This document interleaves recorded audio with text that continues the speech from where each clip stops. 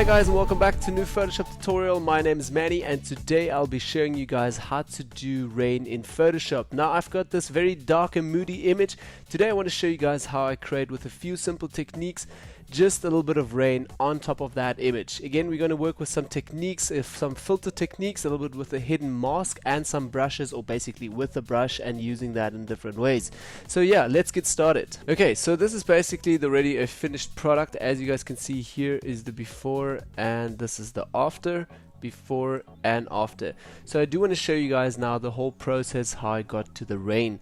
First of all, obviously, just remember you need to have an image that basically will have some clouds in here and that kind of look dark. So as you guys can see with my image already, it looks very moody here with the clouds being very dark and dramatic, and it looks like it's going to be raining or it's already raining. So it wasn't raining. I took this during the day and then changed everything so it looks at night, and now I do want to add some rain.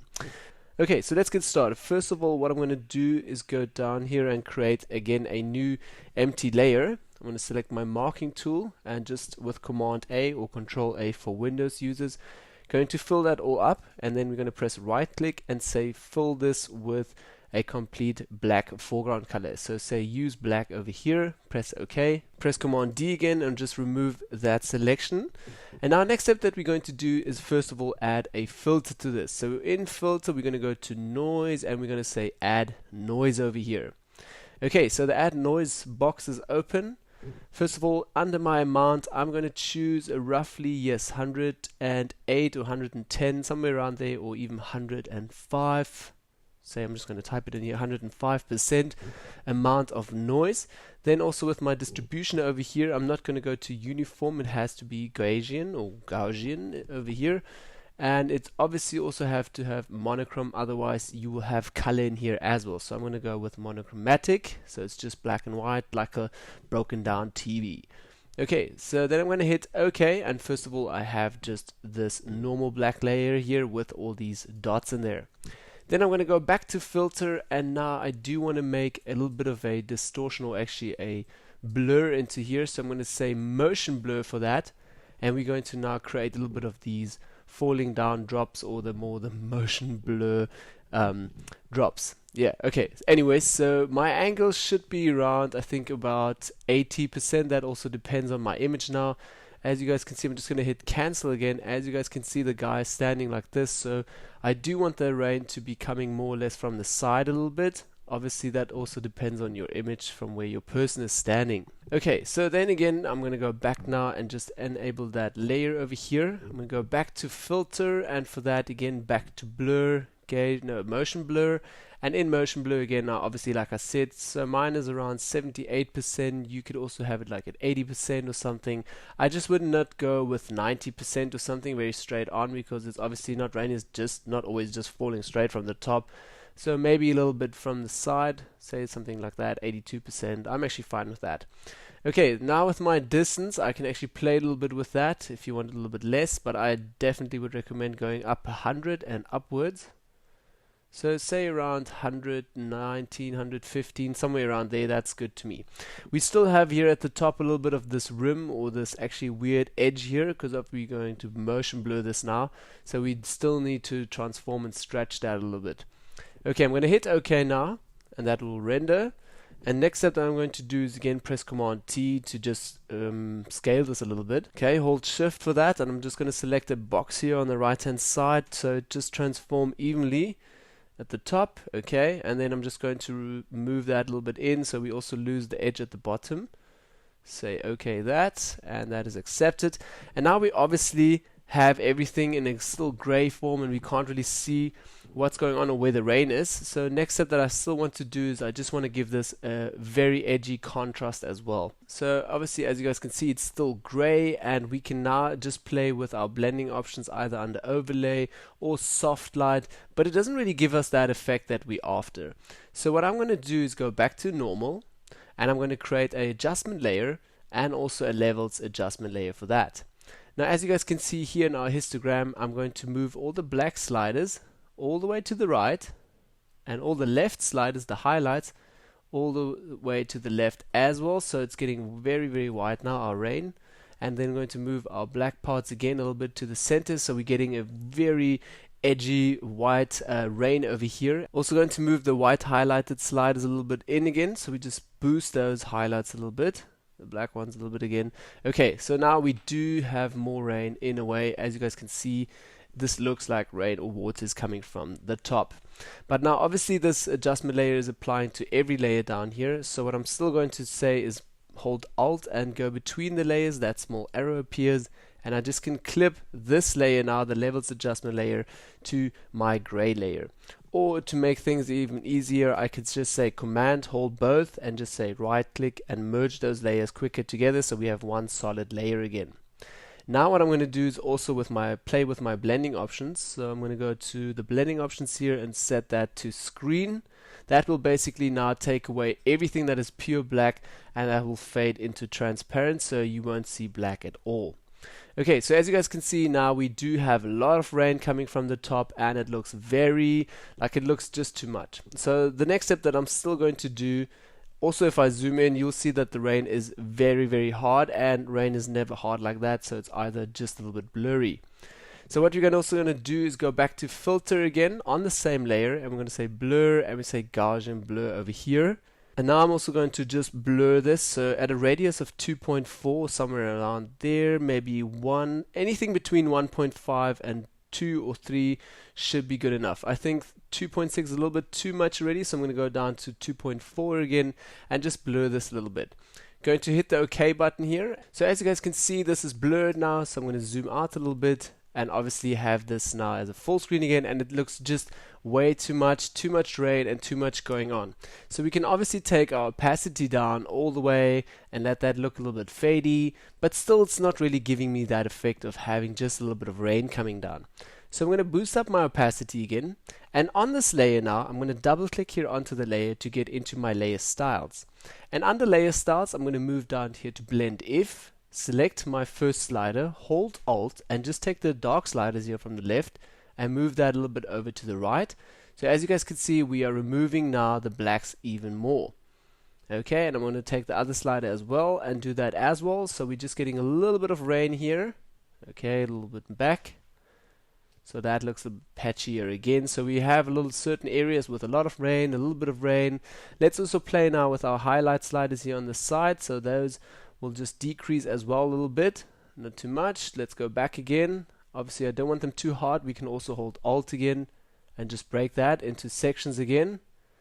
That will just decrease and make that white a little bit more gray. I actually don't want that. Let's try the slider at the bottom as well. What effect will that give us? Also just decrease that white again. Let's try the whites. The blacks actually down here, they actually suit a little bit already. So don't take the whole slider. As you guys can see now, that just fades completely away and looks weird. So what I'm going to do is again press Alt and just move that little slider as well, and just remove that also a little bit, so we're just killing a little bit more of those blacks again. Okay, so then I'm going to say OK again, and now we have a nice layer with just solid pure white highlighted areas coming down, so which kind of looks like a rain coming down. Now what I still want to do is take my opacity all the way down to say just around a 30%, somewhere around there. Let's have a look what I used earlier. Also, yeah, somewhere 29%. So this time it's a little bit more, 39%. So let's maybe go for 31%. Okay, so that kind of looks like there's rain coming now from the top, and there is rain in our image. But obviously it's everywhere and it looks kind of fake still. So for my image, it does suit a little bit that the rain is just coming from the right hand side at the 80% that we used earlier coming down, but sometimes your perspective is a little bit different than mine. So next step that I would do, if my perspective were different, I would go to Edit, Transform, and go to Perspective, and maybe just change my perspective a little bit and change the way the rain would come down towards your image or wherever towards your camera. So you could also move these boxes left and right here, and also hold Shift if you want to just distort that together, and you could actually make that a little bit coming more from the side. I think this suits my image a little bit actually. So it's coming a little bit more from everywhere from the top, going here into the center. Okay, so I'm going to say OK for that now.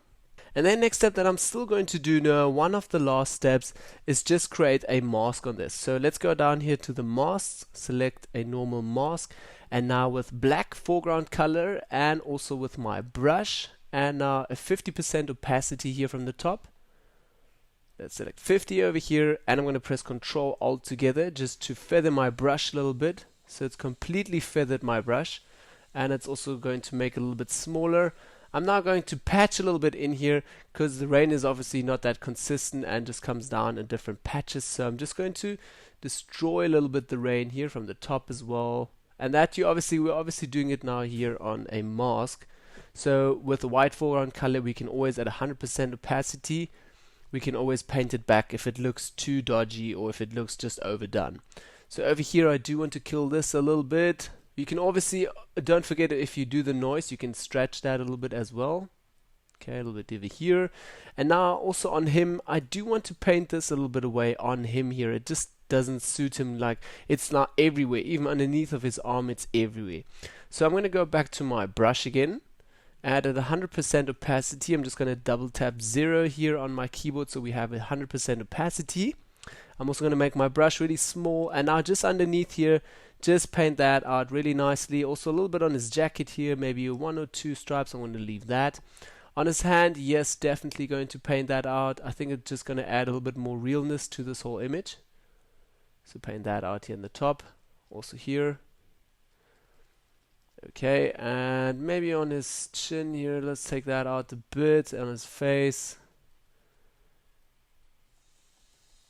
Okay, you can maybe leave 1 or 2 drops in there, but most of them I would actually take out. Also down here, I'm going to leave those in here. I think they actually suited.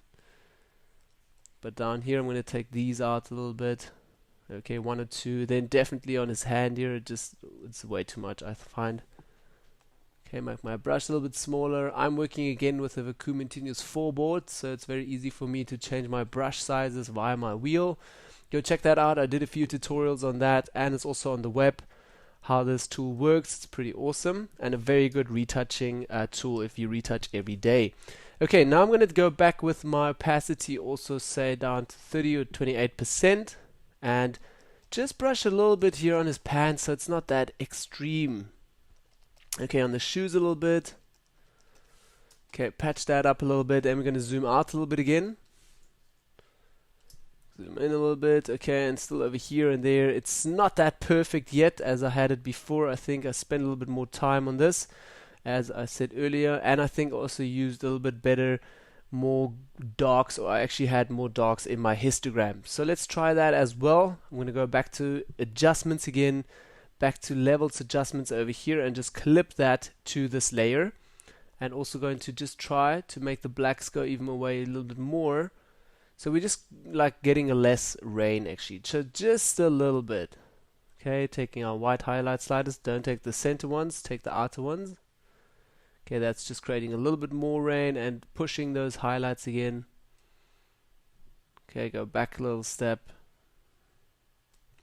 Yeah, I could actually leave that as well, so I'm going to delete that layer and just go without it. So yeah, that's my quick tutorial today, showing you guys just a quick and easy way how to create a little bit of rain. Obviously this is looking a little bit patchy now still. I can still go back into my mask here and just patch out the sides a little bit, create a little bit of a vignetting effect around it. My color is already set, everything, but if your image does not have color yet, I would still add a little bit of a color cast to it as well. There's a few techniques, I showed it already on my YouTube channel how I did that. So yeah, do have a look, and yeah, that's basically it for today's tutorial. I hope you guys learned something from this quick tutorial today, how to make rain in Photoshop. Then as well as if you have any questions, please leave them down below in the comment box.